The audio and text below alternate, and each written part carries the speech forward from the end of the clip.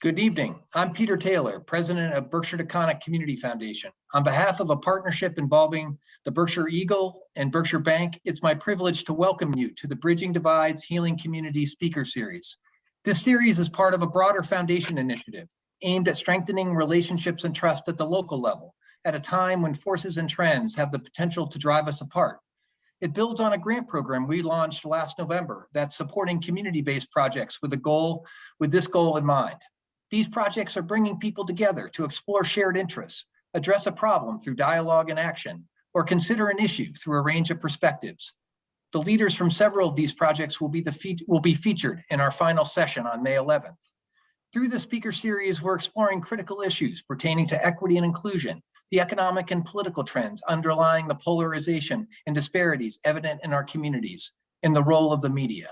Through this series, we also want to encourage open dialogue, especially among people who may hold different points of view. So please ask questions and share comments tonight and throughout the series. We know the solutions to our challenges are at hand because coming together to work side by side to get things done is part of our heritage as a region. And building off this strong ethic of engagement is an imperative now and for the future.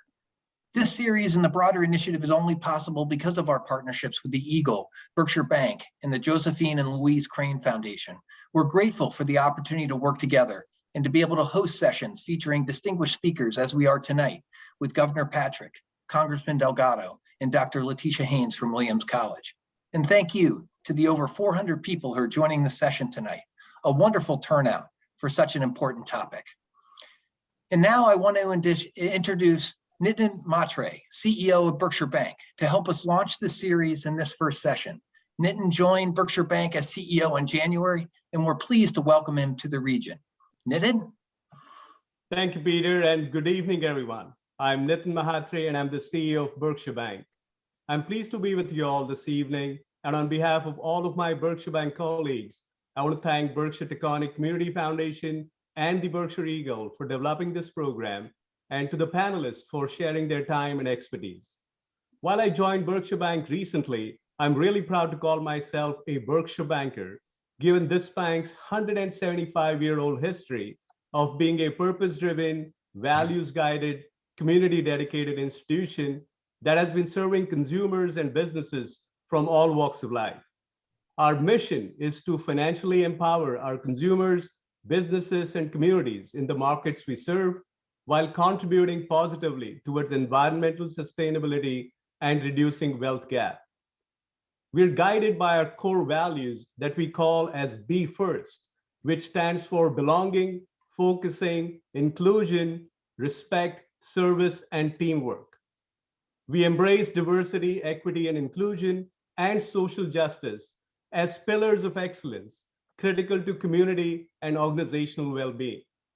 Our approach to diversity, equity, and inclusion focuses on our people, services, and the partnerships with community organizations like Berkshire Taconic Community Foundation.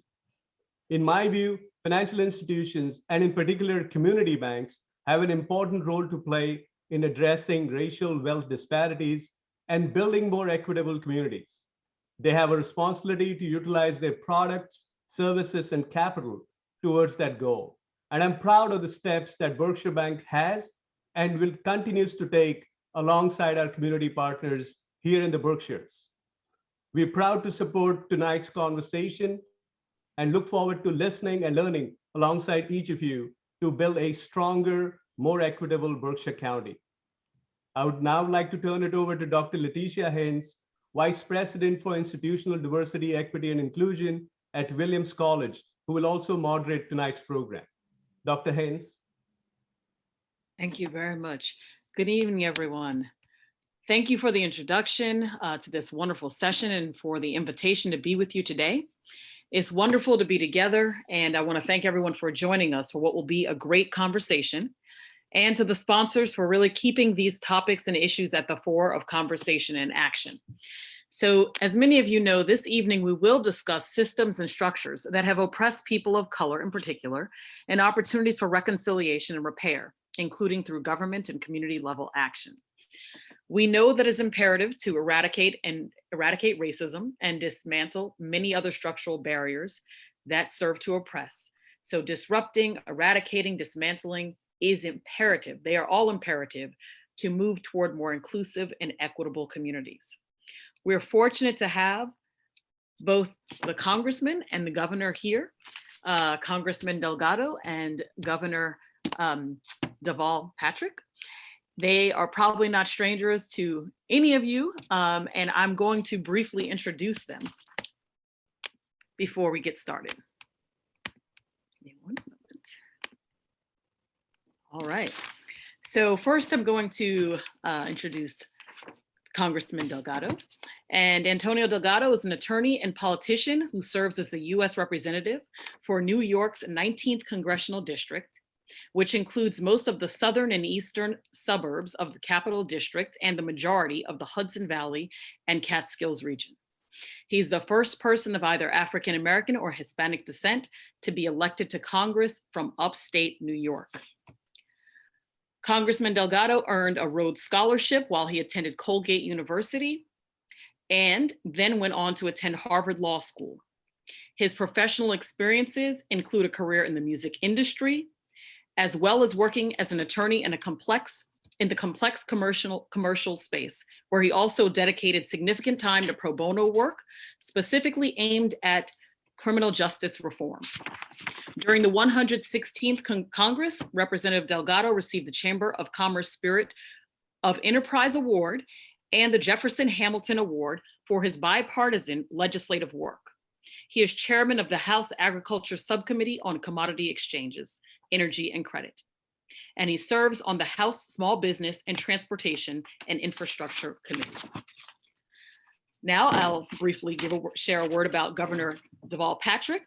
He is a lawyer, business executive, entrepreneur, and author who served as the 71st governor of Massachusetts from 2007 to 2015. He was Massachusetts' first Black governor, and during his tenure, he led the Commonwealth to rank first in the nation in energy efficiency, healthcare coverage, student achievement, all by the end of his second term.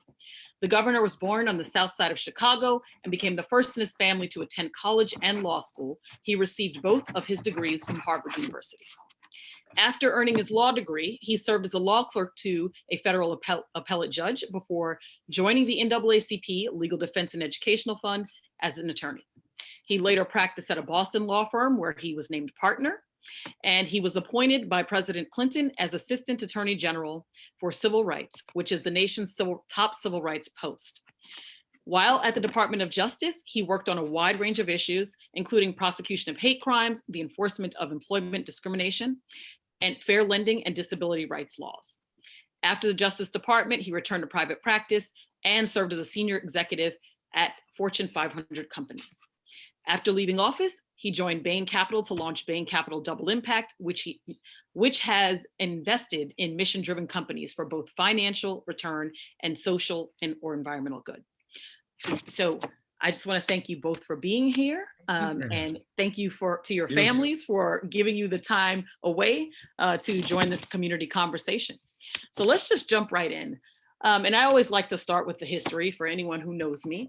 And I start by sharing that this country was built on a legacy of racism and discrimination.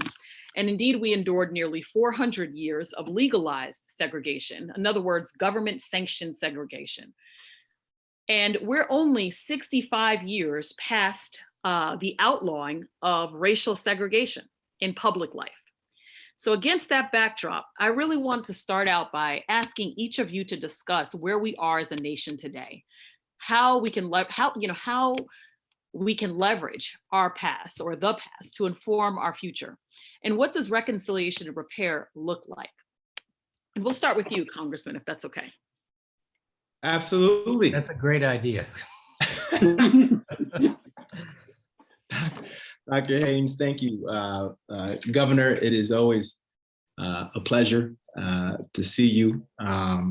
Really appreciate your leadership and all, just hearing your personal story and your narrative and all that you've accomplished. It's inspiring, very much so. And it's an honor to be on this panel with you. To the Berkshire Taconic Community Foundation, I appreciate the opportunity, Peter, for the invitation. And to all the folks who are tuning in virtually this evening. I'm gonna get right to the answer. You know, we have been through quite a bit of late on the question of race in a way that for me has felt new.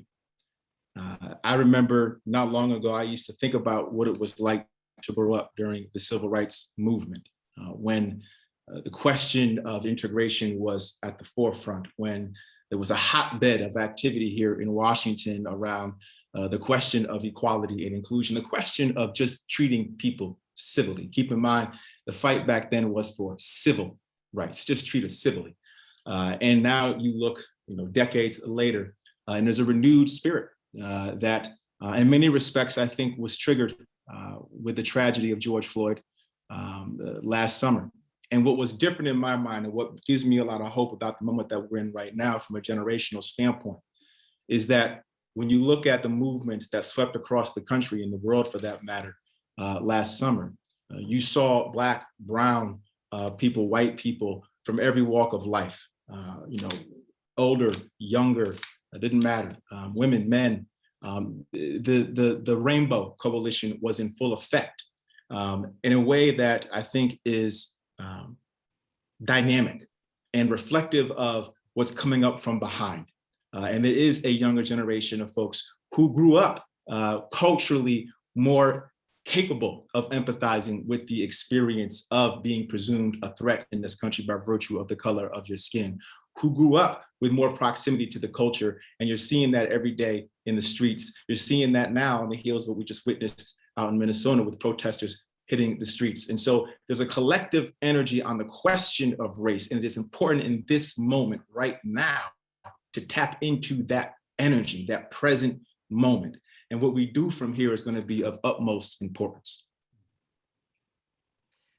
Thank you so much for sharing that, Congressman. Governor, would you like to chime in on this one?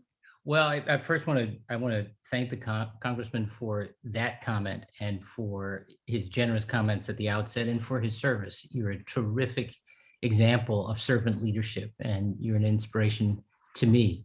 I want to thank you, Dr. Haynes, for moderating this impossible but essential conversation. And I want to thank Berkshire Taconic Community Foundation and the Berkshire Eagle and Berkshire Bank for convening us and everybody for participating. I hope we can keep the beginning part as tight as possible so we can involve others who've tuned in the conversation. I think the question of where we are as a nation evokes with me that we are at a point on a journey. We're not starting from scratch, and we have definitely not reached the promised land. It seems to me that in America, it's a funny way we have of not acknowledging in the same instant that we've made a tremendous amount of progress. By the way, much of it in my lifetime, right? When I was born, for example, it was unlawful to marry across race.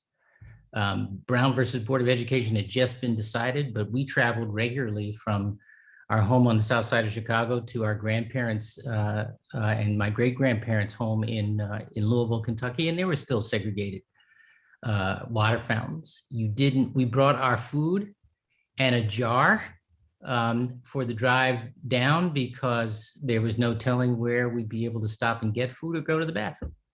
I remember those experiences from my lifetime. And at the same time, it is true, having made so much progress, think about what the raft of legislation, just as an important set of examples from the 1960s and early 70s. We have a tremendous amount of work to do. And I think in some ways, if I were to step way back from it, I'd say we have made our uneasy peace, Dr. Haynes, with the notion of non-discrimination in law, but we have not dealt with the question of integration. Meaning, what does it actually mean to live integrated lives? So we have laws that prohibit discrimination in education or in employment.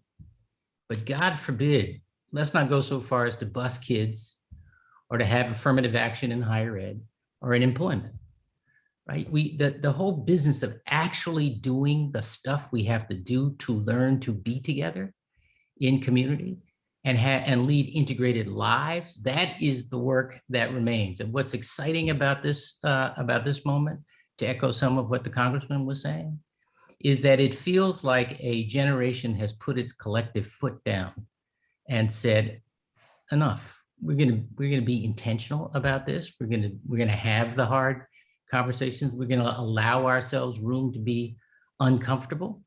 And we're all going to take on this burden instead of having so much of the population have to internalize it and be exhausted having to do so. Thank you so much, Governor. I'm gonna piggyback off of something both of you said. You know, Congressman, you started with the civil rights movement and fond memories of integration efforts in particular. I remember many of those efforts too. And having been a civil rights attorney less than a decade ago, was still litigating desegregation cases down in the South. And Governor, you talked about visiting the South and really coming up in the height of the civil rights movement. So what does an inclusive future actually look like, or one devoid of systemic racism look like to each of you? Can you imagine it? When will it happen? How soon? I know that's a magic question. Can I start? Because I will say I can imagine it. And I will say that I don't think it is without changes in law, but I don't think it is limited to changes in law. Because I think the whole business of as I described it, leading an integrated life, it's a personal decision. They're choices you make about, you know, who comes to your dinner table and who you have conversation. There's a sort of a taking a chance that you have to do to push through the presumptions that people have and that people have about me as a Black man, right? There are a whole bunch of them. And the effort it takes to put people at ease before you can have any conversation about who I really am, you know, that, I mean, I remember when I was running for office the first time, you know, there was a lot of curiosity about, or interest about my being a Black candidate, and a lot of pushback at the beginning for a host of reasons, this being one, that it was impossible for a Black candidate to win statewide office in Massachusetts. The Black population isn't big enough. I wasn't famous. You know, go on down the list. Nice guy, but probably not the one. And I could have, you know, internalized all that and turned it into bitterness and frustration and said, there goes the system. But with the help of an awful lot of people who gave me a chance and gave me a second look and poked the tires and all that, we started to build an organization. I know the congressman's experience was like that the first time he ran, and he continues to build that organization. And by that, I don't just mean a political organization. I'm talking about a community of interest and a willingness to engage with people, even though they start out with a whole set of presumptions about who you are. And I can tell you whether it's, I mean, we bought a house, we lived in a house in Milton, Massachusetts for 30 years. And when we bought that, and we spent those 30 years propping it up. When we bought that house, I was a lawyer in a business firm downtown. My wife was a lawyer in a business firm, and we had a good income, but it was a stretch for us. And we wanted this house because for a host of reasons, but it really made no practical sense. It's 26 rooms, great big, glorious, old-fashioned house, but on a paper route that I'd had when I was 15, 16 years old and a student on scholarship at Milton Academy, and I had always admired this place. And my wife loved it too. And I remember we made the offer, we had the negotiation, it was accepted. And I got a call one evening while we were waiting for, you know, the mortgage to be approved and all that, from the seller, asking me if I could actually afford this house. Now, it may be, he had innocent reasons for making that call, but part of the curse of being Black is that you're always asking yourself whether that sort of indignity du jour, or worse, is because you're Black. And, you know, I can't just internalize that as a sort of source of perpetual bitterness. I have to push through it. But there has to be a point when we can talk about that sort of thing across race and with others, friends and strangers alike, and let that and lots of other examples of that start to widen our gaze about what is possible, what the multiple dimensions are of each other, and start to actually see each other instead of the cartoon version of each other. Yes, and just to piggyback off what the governor just expressed, and I do share a lot in sort of the, you know, my first go at political office, running in a 90% white district, one of the most rural in the entire country, number 8 out of 435 congressional districts, a district that Trump, you know, won by a significant margin the cycle before. Didn't matter that I grew up in upstate New York, that my family still lived in the community, that, you know, I was married in the district, that it was home. There was a concerted effort to, you know, make me an other and to be viewed as a presumed threat to the community. But, you know, importantly, vulnerability to me is the key to reconciliation. Making yourself vulnerable, and it's not easy. Putting yourself out there and trusting, just trusting that if you listen and if you lead with your heart and you are okay with what might come in return, you have to put faith in the fact that more people than not will receive it in kind. Yes. And regardless of your political persuasion, and I mean this because I live it every day and I experience it every day. I was just out on a farm in Delaware County just this week with signage that if you read while passing, you would think there was no way I'd be welcomed. And yet I was right there engaging, listening, and bonding in a meaningful way with farmers on the issues that they care about. And we looked eye to eye and met heart to heart. And they walked away from that experience as that I committed to this idea that if we just listen to each other and communicate, we're not going to agree on every single issue, nor should we. We might come at this with all types of different experiences, but it's the psychological, it's the air that we've breathed in, the pollution that we've all breathed in by virtue of living in a country where the original sin is slavery. We have yet to truly reconcile with the psychological wounds that we carry, both within those who have inhaled the pollutions of white supremacy and those who have inhaled the pollutant of Black inferiority, and how that manifests itself across race when they intermix and within race. It's real, and I think it's important that we unpack it in a meaningful way, not to point fingers, not to blame, not to punish, not to hold to account, but to reconcile and to unpack the truth in order to heal. Yeah. And I think at the end of the day, that takes leadership, and it takes a certain type of commitment. And that, to me, going back to my first answer, is why this moment is so important, because it feels authentic. It feels like it's coming from a real place, and it's so incumbent that we have the right kind of leaders out there who could tap into it and usher it and move it into the right direction. Wow, thank you both for those powerful answers. And of course, I have a follow-up question based on some of the things that you both just said. So let me, Governor, you talked about leading an integrated life, putting people at ease. Congressman, you talked about moving communities. And you talked about, both of you talked about things happening because of your identity, essentially. Vulnerability is a key to reconciliation. Talk a little bit about the power of dialogue, and when is it necessary to meet people where they are? I think both of you have touched on that, but when is it okay not to do that, if ever? Well, because I feel like, for me, my initial knee-jerk reaction to when is it not okay is to say it's never okay.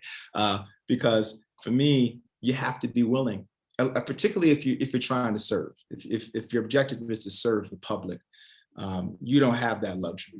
You need to go where the meeting needs to happen, and you need to make those connections. I did 33 town halls in my first year in Congress, 3 in all 11 counties, going to those parts across the district that I knew probably didn't vote for me, but I knew that it was so incumbent upon me to show up and be present and listen, and really listen. And when you listen with an open heart, people understand and appreciate that, and they can connect. It can connect in a very profound and meaningful way. Now, I'm not sitting here saying that it's going to work every single time, or that you should put yourself in harm's way per se, but at the same time, there is a line you have to be willing to walk, and a line that is informed by courage, is informed by commitment to a higher power, and a moral compass that drives you and moves you. And I'll just say one more thing about this. We can't tackle these kinds of problems without grounding them in morality. I just don't know how we can. You know, putting religion aside, just the idea of what it means to be good. You know, I remember listening to the governor gave a speech a couple years ago at a conference, and he said something that I've been taking with me ever since. And he was talking about how you can't be great if you're not good first. You can't be great without being good. And to me, that's exactly how we have to level set this conversation. First, let's be good before we talk about being great. What does it mean to be good to each other, to love each other, to care for each other, to have compassion for each other? That is where we have to start this conversation around race and reconciliation. That's such an enormously important point. First of all, that when you asked Dr. Haynes about dialogue, that the congressman started with the importance of listening. And that, of course, is a two-way street, but you got to model it, right? You have to, and this, when is the last time you heard a person in public life talk about love? Because there is something deeply values-based that is necessary for us to find our way to each other across differences. It's very, very personal. And to have that kind of empathy, that kind of living and leading with an open heart modeled by our leaders, our civic and public and political leaders, is incredibly important. And it has an impact. I remember Dr. King came to the South Side of Chicago when I was a kid. And during the garbage workers strike, I think it was, and I might've been 6 or 7 years old. My mother took my sister and me to hear him at a park not too far from where I lived. And it was full of people just like us, right? People who had enormous hope, but limited means. And I don't remember a single thing he said, but I remember how it made me feel and how it made the other people in that park feel. That we had a stake in each other, and we had a stake in this thing called America, that we had a right to make a claim on it, and that we could do that with humility and impatience at the same time, and learning and lifting as we climbed. So I mean, I've tried to be that man. I'm still trying to become that man. I hope to become Congressman Delgado one day. But I think it's impossible not to confront these issues without a sense of a true north and empathy. Thank you. Amen. Oh, you want to jump back in? Go ahead. No, I was just saying amen. Amen. Oh, amen. Oh, me too. Amen. Let me ask a follow-up question to both of you. So, you know, I just especially see the Black men in my life and some of the things that they face, which I face many as a Black woman, but there is a different level sometimes when I think about my husband, my father, you know, father-in-law and others. And I just want to ask this question. I'm sorry, that's my son who's also Black coming up. So how important is it to move others to the space of being uncomfortable? Because some of what you've just said makes me feel as though, you know, you are both in a space where you were saying to serve, you may feel uncomfortable. You may have to, and I don't want to put words in your mouths, but when I listen to you describe the work that you do, which is important work, I think about it and I'm thinking, wow, if I was in those shoes, I am going to be the one that's always having to make the move, always have to extend the branch, always having to, you know, definitely listen, which is not a problem. But I just wanted to hit on this point for a second. We're talking about, both of you have acknowledged and said, generations of systemic racism oppression. We're trying to eliminate something that's deeply rooted in our society. And part of what you're saying, you're really talking about work that literally involves changing hearts and minds. And that is such hard work. It's such hard work. And I just wanted to, I just want to hear you talk a little bit about moving others into the space, the space of being uncomfortable as well. Mhm. Are you with that? No, I understand that. Maybe if Congressman, I'll take a stab at it. First of all, I think that what I'm talking about, and I would venture to say what the Congressman is talking about, is not just the phenomenon of being a public person. I'm talking about something that is a personal choice. It was the person I was trying to become long before I thought about running for anything.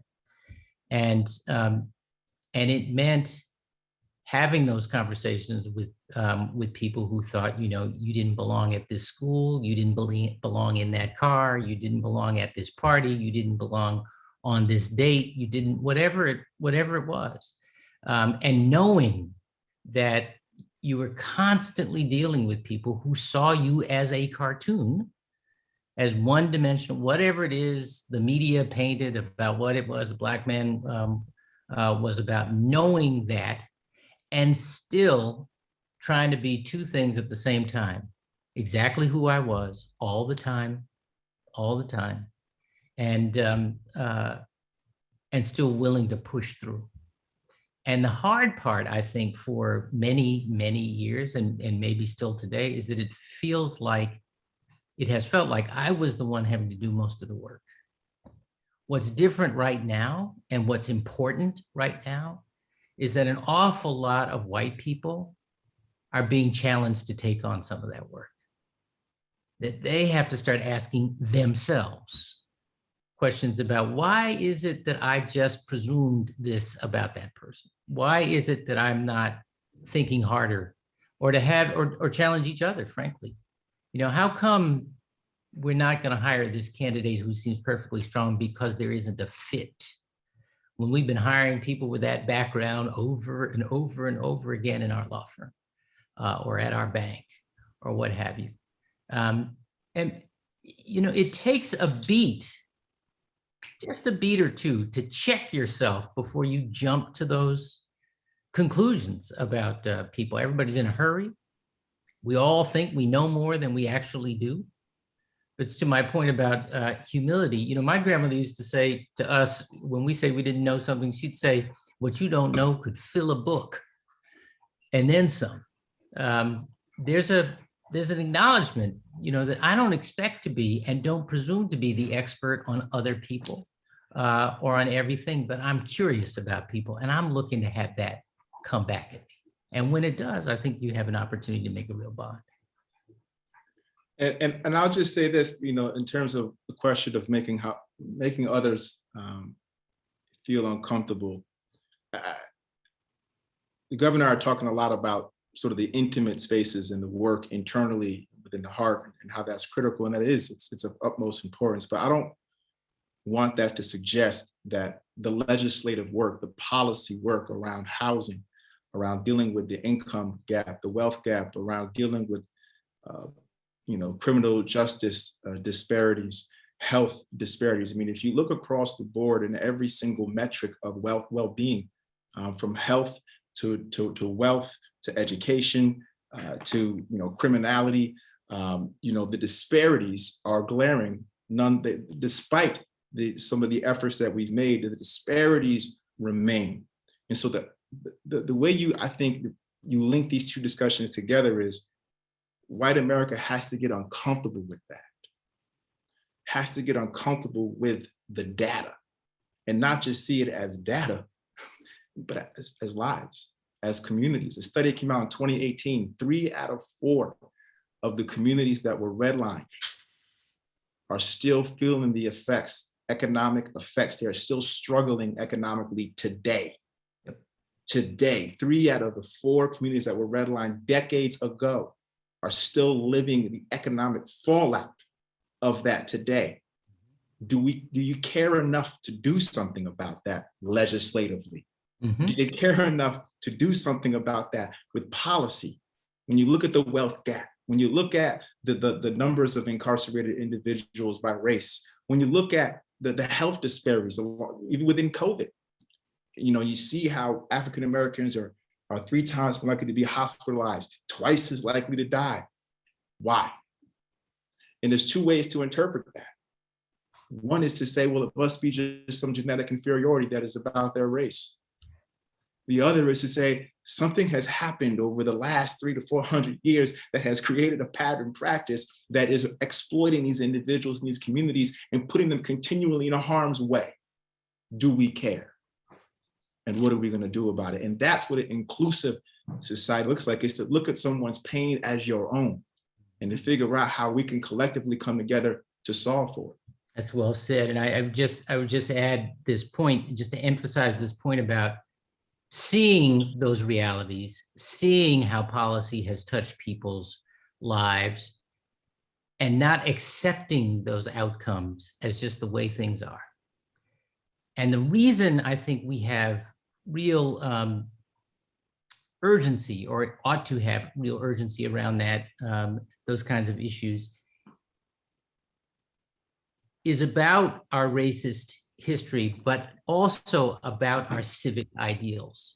I think it's an extraordinary country in the sense that we're not organized the way other countries are. We weren't organized because of, geography or religion or race. And so we were organized around a handful of civic ideals, and we've defined those over time and through struggle around equality and opportunity and fair play, like the necessary ingredients for freedom.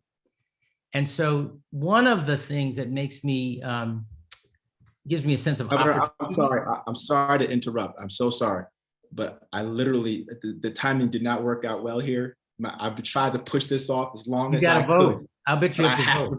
I got you. I got you. I'm so sorry. I didn't interrupt. I was trying to push it as long as I could, but yeah. I do have to go. I apologize, but I appreciate the conversation, and I'm sure you'll be able to take it from here. And I'll try to come back as quickly as I can. You better. You owe me. Thank you so much, Congressman. Thank you so much. No, I was just saying that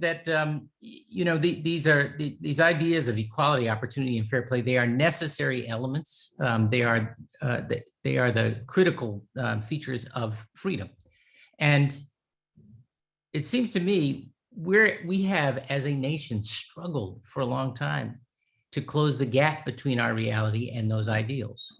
And we are stronger when we are actually trying to close the gap. And I think we're weaker when we decide, well, never mind, we're going to look the other way. What I was going to say is that what makes me, gives me a sense of real opportunity is that sadly, the economic insecurity and social isolation and despair, as measured by things like suicide rates and addiction rates, that Black families have been feeling for generations, that's now something that families of all kinds are feeling all over the place. And so if we are serious about relieving that kind of suffering, the solutions will reach us all and may actually be a way to help bring us together again. Thank you, Governor. So I just want to follow up on a few things that you said and something the Congressman said. The Congressman talked about getting people uncomfortable with other people's realities, essentially. Mm-hmm. And you're saying the same thing in many ways. What can you talk, because we've got a couple questions around what does this inclusive future look like, how to make it a reality? I mean, are there grassroots efforts like legislation we haven't tried, you name it? And can you also talk about the importance of, as we move forward in these things, especially where we're not talking about grassroots efforts, but I wanted to highlight that because lots of times people move forward with legislation, policies, and don't engage the communities that they're directly designed to impact. So can you talk a little bit about those things? Yeah, so I'll try. I mean, when I was at LDF, at the Legal Defense Fund, folks in the education docket who are working on school desegregation used to say we work on desegregating the schools because we sent the kids into desegregated schools because the parents wouldn't desegregate the neighborhoods. All this stuff is connected, and I think while it is, I shouldn't condition it. It is enormously important to convene conversations where people in smaller groups, with people who are different, where folks actually try to have these uncomfortable conversations. And it isn't just about Black people talking about the experience of being Black and white people feeling sorry about that or indifferent about that. Just push people a little bit and try to do that with care and respect. But if we aren't also dealing with the realities people are facing, if we aren't asking people, can you imagine going into neighborhoods in Pittsfield and saying, we'd like to have a conversation around integration and how to lead an integrated life, and people saying, okay, that's fine, but how am I going to pay the rent and the heat in the same month? How does that happen for me? Why is it I can't get services in this part of such and such community, but they seem to in another part of such and such community? You'd hear this in Boston and in cities all over America. We do have to respond first to the named needs in the priority experience by people in community for practical reasons, for reasons of justice, but also as a way to build a trust so that we can start to have the conversations about root causes. So I appreciate that, Governor. So, just two things I'm gonna throw it. Well, let me do one first. What would you say to those of us, whether colleagues, peers, who say this is all about money? Like it's not it's just about the wealth gap. Can you, first of all, the wealth gap didn't happen by accident, right? There are an awful lot of people who were born into what used to be called the middle class because their parents got mortgages when someone who was Black couldn't. And it might be that the person who was Black couldn't get a mortgage in that same way because they didn't have a job as that same person, and there were decisions there that affected those outcomes. And that's a generational thing. It just accumulates over time. We were very interested at a point in my life in taking affirmative steps to integrate college campuses, for example. The idea of merit as a criteria was, it came up in response to that, because the presumption was that the folks who were being identified for those opportunities were not meritorious. They were not deserving. There's an irony, frankly, in the way some of these reverse discrimination cases are played, as if in a school where 1 out of 10 applicants is chosen, that the non-Black person can be a plaintiff on the view that that one spot that the Black person got, they are entitled to, not the other 9, not the other 8, but they are entitled to. And the courts have said, yeah, we'll hear those cases. They're conceptually flawed. All of that combines to create a wealth gap. It was aggravated, in my view, by 40 years of policy and rhetoric that said that what government policy should be about and what the emphasis should be on is wealth, the people who have it, and making sure they get to keep as much of it as possible, and the benefits will trickle down to everybody else. George H.W. Bush was right to call it voodoo economics when he was debating to become president the first time, and it's still voodoo economics. It has never worked, but it has exacerbated for a generation and a half this very disparity in wealth, and that is compounded by the stalling out of economic mobility, meaning the ability to get a toehold and move up. And there are a whole bunch of policy decisions that have contributed to that. A lot of them on the table for reconsideration right now. Thank you, Governor. I'm gonna hit on a quick point. I saw some comments in the chat around the use of certain terms, Black, brown, white, and just want to say race is certainly a social construct in this country. That's what it is, and people identify how they ought to. I would caution anyone against being quote unquote colorblind or suggesting they don't see color because of specifically because of the history of this country and because of many of the things that the governor said and the congressman around the disparities, particularly along racial and ethnic lines that do exist in this country.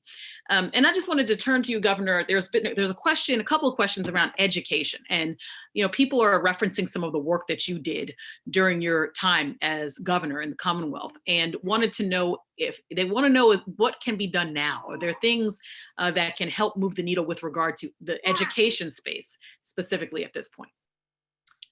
And I know you were talking about Fisher, the Fisher case when you started talking about affirmative action in these cases.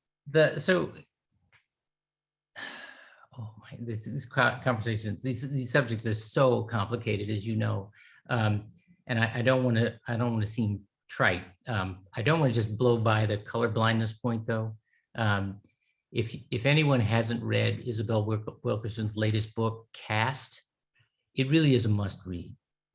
Because it explains the choices that we made, that were made from the earliest days in this country to support an economic system and the subjugation of people. We didn't learn, we weren't born hating across difference. We were taught that, and it was built into our institutions and our choices over time, and it has had cumulative effects. And when we talk about education, for example, the issue from the start was about equality of quality education. It wasn't just about people being able to go to class across difference. It's just that the good schools were the white schools and the bad schools, the serviced and financed and funded schools were the Black schools. And they were that way on purpose in the South and in the North. And they were that way on purpose in the North because housing segregation made it so. And so when we think about how we fund the schools based on property taxes, historically, that's less true in Massachusetts than it once was. There's a reason for that.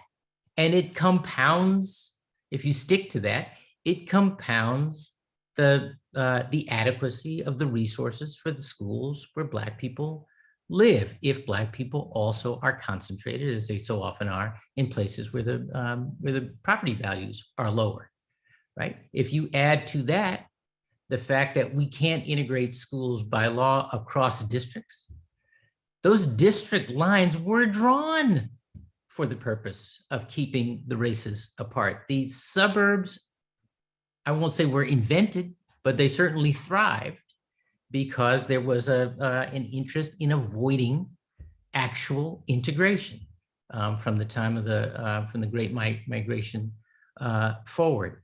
I think that the good work that our team did when I was in office was important in terms of the investment in education, in public education, from pre-K forward.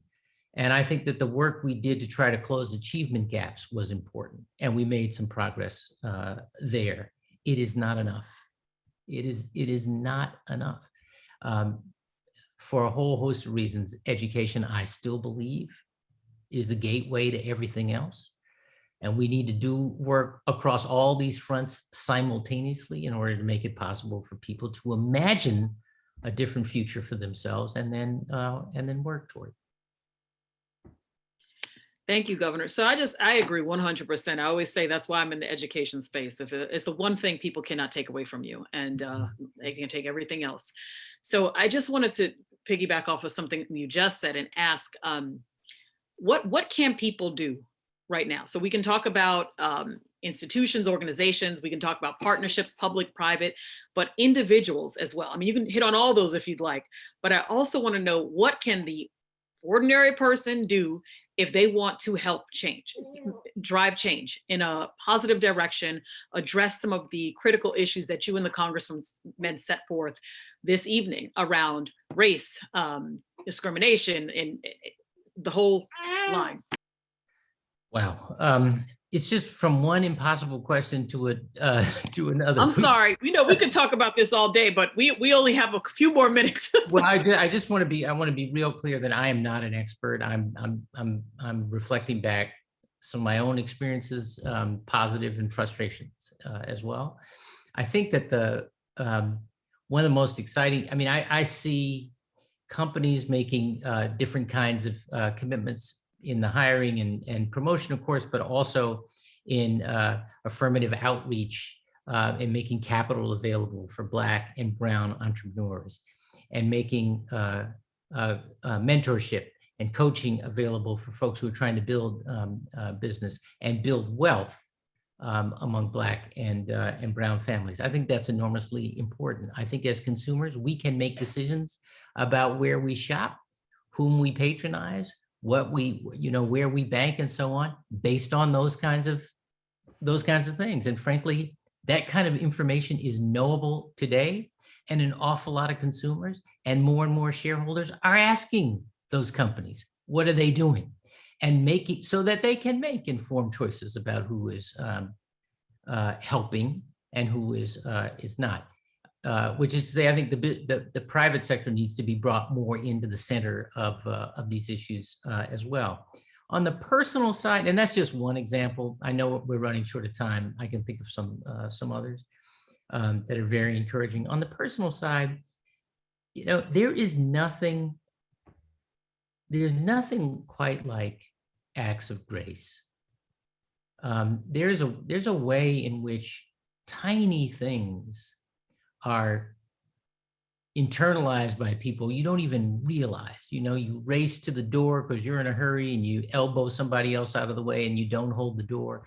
And that person who is left behind thinks, wait a second, I'm invisible? What was that? What is it that person think? That the person in a hurry might have just been in a hurry or had some other stress on his or her heart that day. But the Black person who is left there reaching for the handle and got shoved out of the way thinks that was an act of racism or an act of white privilege, and they have no consequence for it. There's a beat we need to take, an extra beat that we need to take, all of us, Black and white, before we presume the worst and take a chance that somebody's better self will respond to the grace you show. And I have had that experience in so many different contexts, public and private, mostly in private, that it has persuaded me that if you're willing to take that chance, not only do you build sort of muscle memory in doing it, but the payback is multifold in the end. And it's, I think, the beginning of building bridges. Thank you so much, Governor. I think I have about 30 seconds left. And I just want to say thank you so much, Governor. Thank you to the Congressman. I know he's away voting, but it was a privilege to have this conversation with you both. And I hope that we can continue this conversation. And I hope that everyone who's participating does continue to talk about these issues. I think that that's one of the best ways to move forward towards building an inclusive future. And without dialogue, without communication, and not that we're all going to be on the same page, because that is not often likely, but it allows for a back and forth dialogue that may help further these issues. And I'm sorry about the little baby in the background, but I'm going to turn it over. Thank you again. Thank you. Good evening. I'm Fred Rutberg, the publisher and president of the Berkshire Eagle, and I am so proud to be part of this event tonight. We at the Berkshire Eagle started a series of conversations several years ago. We called them Conversations That Matter. Governor Patrick tonight talked about difficult conversations that make you uncomfortable. I can't imagine a more enlightening and informative and deeply touching conversation than we just saw tonight. And I want to thank the governor, certainly thank Congressman Delgado, as well as Dr. Haines for moderating. And what a job she did, because she didn't know that the congressman was going to be called off in the middle of the conversation to make a vote on the floor of the House. And so she showed her chops by just kept on going and did a great job. And we are extraordinarily grateful to her. This is Bridging Divides Healing Communities is the series of 4 conversations we're going to have that we sponsored, the Eagle sponsors with Berkshire Taconic Community Foundation. And the next conversation we're going to have is part 2. It's moving from I to we. It's a week from tonight at 7 o'clock, featuring Dr. Robert Putnam, Shaylin Romney Garrett, and they are the authors of the new book, Upswing. Dr. Putnam wrote the book, Bowling Alone, which was sort of cataclysmic back in the year 2000 for what it pointed out, how our society was becoming atomized. But now, 2 decades later, he's seeing that we're coming together. And the new book, which he's written with Shaylin Romney Garrett, is called Upswing. And so it's a good time for a conversation about upswing as we are hopefully heading out of the pandemic. That's next week, April 20th at 7 o'clock. Then we're going to have a week off. And then on part 3 will be how the modern media can create divides and help bridge divides. And I will be moderating it, but the main speaker so far is Alec McGillis, a Berkshire County native who writes for ProPublica and has a brand new book just released called Fulfillment. And it's an extraordinary book. It's getting all kinds of attention. And the other speaker with Alec is to be announced. And finally, on a week after that, May 11th, there'll be resident-led solutions. And that would be a wrap-up of the 3 conversations we had previously. So I hope everybody, I can't imagine that you could have been here tonight and not had an enlightening evening. And I wish you all a great evening and hope you come back next Tuesday and then on May 4th and May 11th.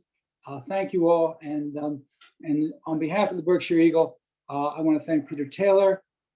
Certainly want to thank Dr. Leticia Haynes, and more importantly, or even more so, Congressman Antonio Delgado and our neighbor, Deval Patrick. And I am so proud to be his neighbor. Thank you all and good night.